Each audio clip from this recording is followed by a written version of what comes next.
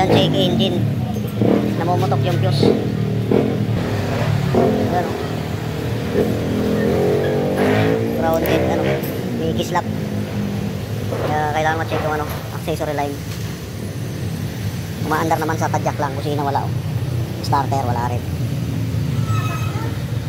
Grounded to, ah. Trouble natin yung wiring. Ang nakakabit na ano dito, accessory line, ano lang eh. Ang accessory, busina lang. Wala nang iba. Yan namumutok tong fuse na to, papuntang susian. Putok. Yun, ang lakas. Huli na isa la rin. Ito. Sa may switch ng brake light, mga boss. Kaya namumutok yung kanyang fuse. Ayan, dumikit na dito. Kasi ito nakatulak ng gusto dito. Kaya lumabas yung kanyang check engine. Kaya hindi rin siya mapustart. Nung tinanggal ko to, naging okay na eh. Wala yung check engine, saka hindi na pumutok yung fuse. Matesting natin kung hindi na puputok.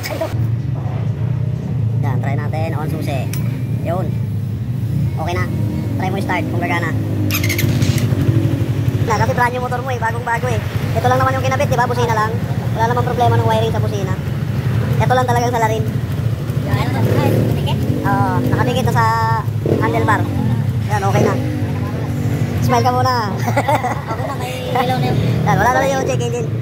Yan. Start mo nga, Bob. Itong panel board ko kasi wala. Ilaw yan, sir. Ito, switch niya. Yan, switch niya. Para umilaw ang panel. Nakaraan, wala ilaw. Oo, di siya gagana kasi putok yung sa accessory line. Okay na? Oo, okay na.